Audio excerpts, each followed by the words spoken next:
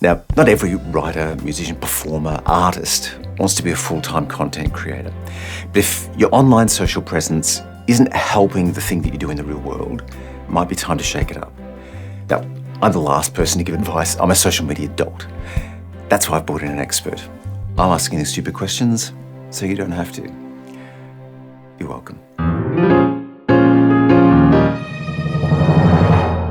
Hi, I'm Scott. You're watching Inside Musicals, the channel for all things musical theatre. Now, my guest today is Cory Zanoni. He teaches social media at RMIT. He's a writer, a copywriter. He's worked on socials for some of the most recognisable brands in Australia. But more than that, he's just a beautiful human being, and he's been kind enough to share his insights, some truth bombs, a couple of F-bombs. So if any of this blows your mind, as it did me, be sure to show him some love in the comments. Now, in this video, part one, we touch on the big picture of social media, building a strategy, choosing the right platform for you, and planning posts. Now, in part two, we chat about finding a niche, finding an audience, some specific tips for creatives, and how to get the ball rolling. Let's get to the chat. If there's one thing we need to understand about what this beast is, okay, how do we think about it? I think the single most useful one thing as a creator or someone aspiring to be a creator on social media is no one cares. See, that's not the answer I thought you were going to give. I thought there was going to be some big higher level concept of, well, it's structured. No, start from the assumption that no one cares. Okay. As a practical number kind of thing. A lot of companies do research about eye tracking online for articles and the like. And one of them argued that no one will read more than 20% of text on a given page. The challenge is figuring out which 20% is going to be for each person. Right. And the same thing goes with social. Average view times for videos can be 3 seconds, 2 seconds. Because they're in a feed, right? They're just scrolling through. And most people who are flicking through won't see it or won't acknowledge it. And if they do, the default will be, okay, oh yeah, and keep them moving. And I think for me personally, I find that incredibly liberating. Yeah. Because it means I can try new things. I can experiment. And if I do find something that breaks through, cool, it's awesome. If not, I go, okay, that didn't work. Let's keep trying. Let's keep playing around. As far as business is concerned, what is the value of social media? It really depends on kind of where you're at and what you're trying to accomplish. For a lot of brands I've worked for, it's about reputation management. It's about, okay, how do we systematically create the feeling we want to create with our stuff? I've worked for media outlets, and it's like, okay, web dynamics wise, these platforms have an audience that either might be the same or different to our website audience. Like I worked for the ABC Melbourne specifically, working with the radio and newsrooms. We had a Facebook page, and the audience we had there overlapped in some cases with our radio and website audience, but it's also people who are never going to tune in to 774 or never going to go to abc.net, whatever it is, the website. So we can talk to people, they can build relationships, we can share our news and our stories, we can hopefully one day convert them to website visitors or to radio listeners. But realistically, it comes down to, I want to build an audience on this platform. There are people who are here already, I have potential customers here. I want to talk to them, build a relationship so I can sell them tickets, I can sell them a product, I can sell them whatever it may be.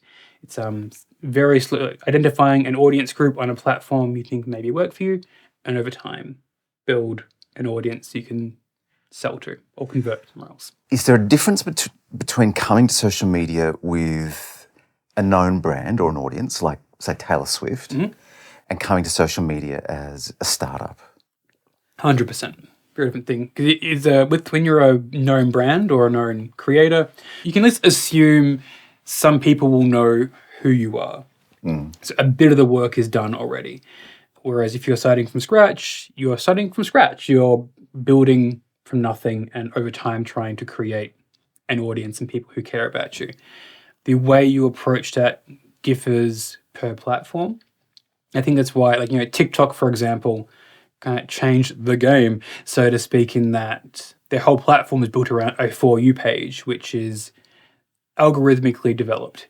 No one needs to follow you. It's like if I'm on there, no one needs to have followed at Cory Zanoni to get at Cory Zanoni's content. If I'm making stuff, the goal is that YouTube's feed will go, oh, okay, this seems to be working for some people. We'll keep pushing it until it no longer has any value.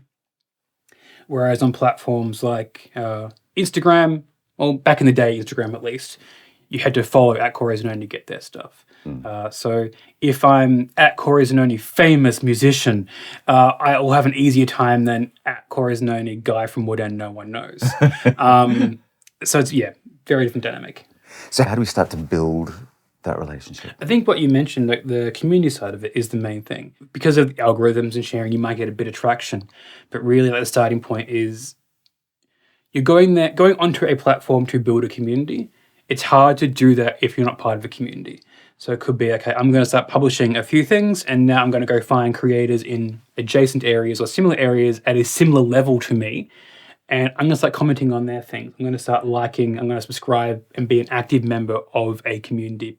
The goal is, like social media, the whole selling point is it's back and forth. It's not just me broadcasting to the millions of people who are desperately waiting for me. I'm here to save them. It's two-way. It's a conversation. So it's about I'm going to make stuff for a community that I want to be part of and that I love and want to serve. And I'm going to be a reciprocal member of that community and be part of it. That's the kind of the actionable answer. The real answer is, if I knew how to do that like perfectly, I would not be having this conversation. I'd be in a sky rise, sipping mojitos, selling millions. Discoverability is the single hardest part of social media. Again, so TikTok did really well because they changed the dynamic of being discovered and being discoverable. Other platforms are still trying to solve it. And you can see that in their onboarding processes. As a real example, like the biggest challenge for any social media platform is the actions someone needs to take to actually make it worthwhile. Like if you sign up for Instagram, you have a fresh account, you sign up, and one of the first things I'll show you is, here are some accounts to follow. Please follow some accounts, because if you don't, you're going to leave because there's nothing. Please desperately follow things. And they've made that kind of hard. So each platform has its own kind of identity, but are the principles essentially the same? At a very high level, the principles are, I think, the same. The former head of Ryanair, like a budget airline in Europe, Michael Corcoran. So he came into Ryanair and basically completely redeveloped the way they did social, and they became one of the first really like smash hit brands on TikTok. And they did it by just being funny. Yeah. His kind of overarching principle to social media is that people are going to these apps for one of two reasons. They're going to be entertained, or they're going to escape their lives. You know, for example, you do fantastic tutorials about acting, about presenting yourself. That could theoretically fit under the category of trying to escape, because someone's trying to change their life some way. They're trying to escape fear of public speaking and being nervous, so they go to your platform, they see this, oh, this is a helpful video, I can learn how to do this. Or I'm an aspiring actor, I want to learn about eyes and stage presence and stagecraft. That is still an escape of some description, because they're trying to change and better their lives. So I think those two are the overarching elements of any social media platform. So it sounds like we can think of it as being a bit more personal than going to a website's help page. Yeah. For YouTube, definitely, I think. People are subscribing because they're invested in the person, and they're invested in the things that they are offering. Like I follow an artist whose username is Angry Miko. I'm attracted to his because of, one, his art style, but also his overall tone and manner. Like he describes himself as a creativity cheerleader. And I'm invested in that. Like on one hand, yes, I want to get better as a painter. I'm not great. It's kind of a side hobby for me. But I'm also invested in his overall manner. And like, yeah, creativity should be celebrated. And because I was an early subscriber, a paid subscriber to his channel, like I'm invested in his success. Like I want Miko to do well because he's so charming. My money's worth. Exactly. But also like, here is this, fantastic Finnish painter. I want to see his community grow because I'm part of it now. Like I'm invested in that. And that is intimate, that is more personal than going, okay, I'm going to Google painting tips 101, end up on wikihow.com, scrolling over a faceless list or whatever it is. And I think the most successful YouTube channels, social media channels, are ones that have that personal connection. See, as a creator, it makes sense to think about the importance of a community, but it sounds like it's just as important to the users to feel like part of that community or to embrace it or feel ownership of it. Generally speaking, yeah, I think like there are always going to be ones that are more transactional. Like one of my low-key like favorite genres of weird YouTube is, I remember seeing this years and years ago, I hope he's still going, but all he did was review lawn chairs. And like he'd open up his garage and go, oh yeah, this is my plastic lawn chair from 1974 or whatever it was. And I don't know if he's part of a community. I don't know if there's a sincere community of lawn chair enthusiasts who gather on Tuesdays and discuss, makes and models. So there are always going to be ones that are a bit more faceless, a bit more generic. But I think the channels that really break through and really have, sustainability do have a sense of community.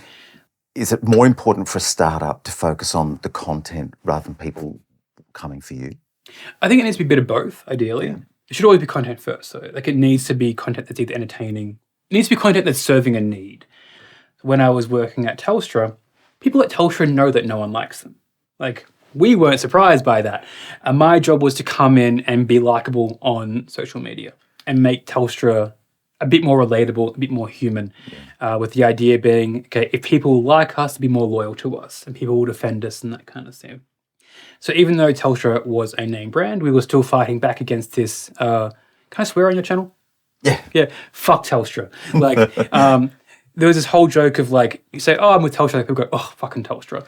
We would need to fight back against that. We were a known brand, but no one liked us. So my job was to reinvent the way we spoke on social media, especially Facebook.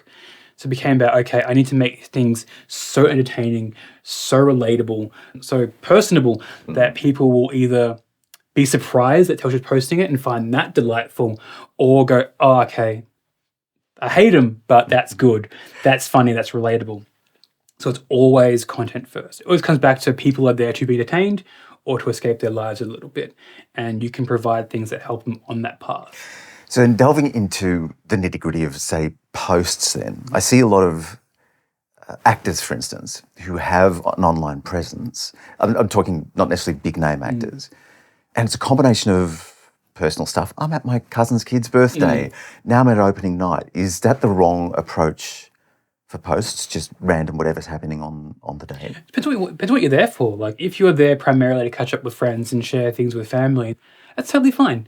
If you're on a platform to, I'm an actor trying to build my presence and build my portfolio or build my kind of audience base of fans who actually come to my shows, probably won't work because they're posts about you. They're not about your audience. Yeah. They're not helping them. I think that is the kind of the mind shift to make early on as we were starting to make stuff is, okay, what am I offering my audience? And it comes back to those 2 points. How am I entertaining someone? How am I offering them something that helps them? I'm hypothetically pitching myself to young actors. How am I helping them up? And in the process, if I do that enough, they will support me in turn.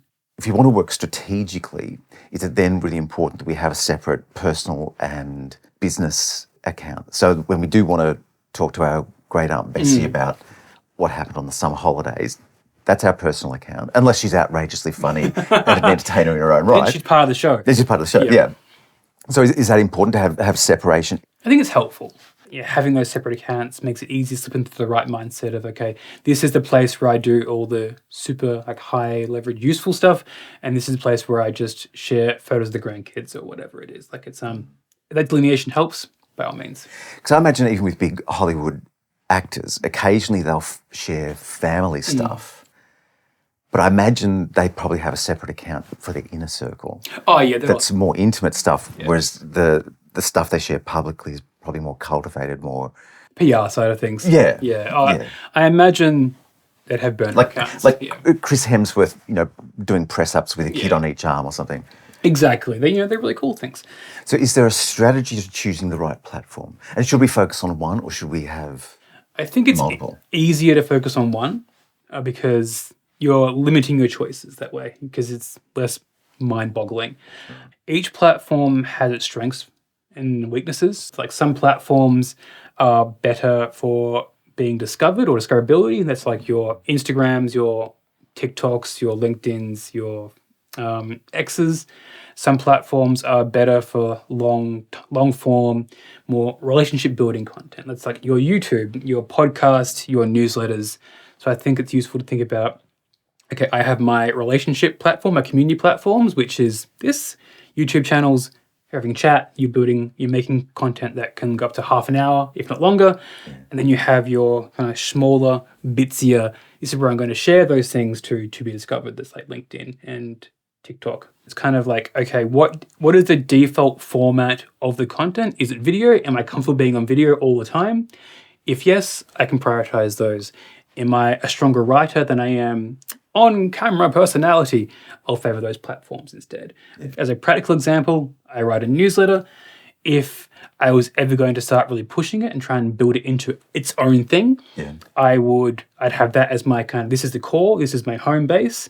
I'm going to take each article, split it into 6 different posts for LinkedIn or for TikTok. Those are the 2 places I would go realistically given the content. And I wouldn't bother with Instagram because it's overwhelming, it's confusing.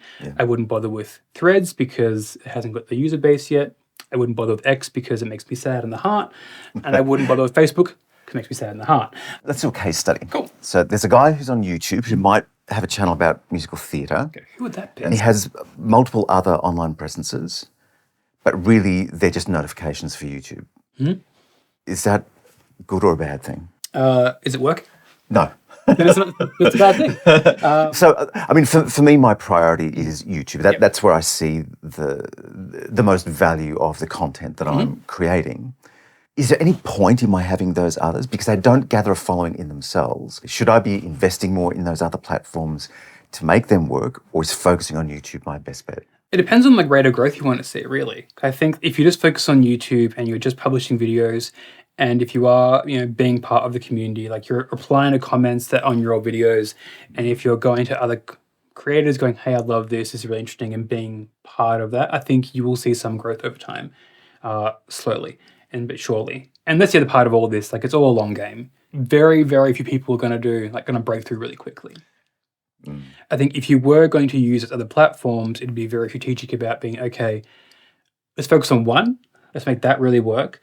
What is the platform that has the most natural synergy with what I'm talking about? In your case, musical theatre, TikTok will be a good bet, I think, because there are a lot of theatre kids in that platform. Yeah. But then it's okay, am I comfortable on that platform? Do I like it? Yeah, I can get around it. It's all visual. It's all very quick hits. It's a lot of things that make sense for me as a person. I can play around with that. I'm comfortable on camera. I can do that. But then it's okay, how am I going to make that platform work for me and work for my YouTube? Because it's about YouTube. It's about building this base here. It could be about, okay, I've just published a video about shouting. You did that shout one recently. Yeah. That's a however long video. Okay, what is the 1 minute version of that I can do that, here is the one quick tip to improve your singing voice, power of shouting. What's the 1 minute slice of that?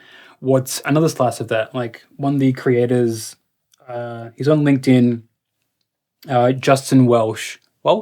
He's kind of in that kind of like, you can build a side hustle grift. He's very good at it and very strategic at it. But one of the things he posted very early on was a content matrix, which is a fancy word for I've got a table that I put things in. And what he did is, like, he has like on one row, okay, this is the article I've written. And then across the top, he's got 7 different ways of talking about that. It's the one thing, so I can post about that in 7 ways that feel fresh every time. Would they be different posts or within the same post to have those perspectives? It's a different post. So each post is one perspective. This is my contrarian version of this article. This is my inspirational, you can do it version. And so you could do that with a shouting. Okay, what is the contrarian version of that post? It's like, it can be as simple as, people feel afraid to shout, you need to shout more. Embrace your inner Karen while singing. Could be it. Or it could be like a listicle version of like, here are top 5 shouters in musical theatre right now or all time. It could be inspirational. Okay, here is the way that embracing your inner shout will empower you as a performer and as a singer. So now you have that one video that you can now post about on TikTok in 5, 6, 7 different ways. And then in the comments of each say, I've just posted a 6-minute long explainer on YouTube about how to actually do this, link in bio. Right. And you're doing that every time. So even though you're talking about one video and pushing it back to YouTube each time, you are still adding value to an audience in 5 different ways. Because each of those individual posts on that platform has value in itself. Exactly. But it's like an aperitif. Exactly. You like that? Come and see more. Exactly. And maybe, let's just say hypothetically that video reaches 100 people. Maybe one person will click through to YouTube. But one person, each video, each day, each whatever, will over in time grow and build and stack. If you find that core audience who likes you and is invested in you and your stuff, they will follow you elsewhere. That's ultimately the biggest challenge of social media is how do you get people to follow you elsewhere? Because on social media platforms, you are always borrowing someone else's audience. On TikTok, you are temporarily borrowing TikTok's audience. Same with Facebook, same with Twitter, same with Instagram. Then the challenge is, okay, how do I move them to an audience, a place where they're a bit more mine? That's the ultimate challenge. Now, if you found any of this useful, look out for part 2 when it drops, and I'll leave a link in the description. If you have a burning question that we haven't covered, leave it in the comments, and I'll try to tempt Cory back for a follow-up. But for now, thank you so much for watching. I do love you. Now get out there. Be brilliant.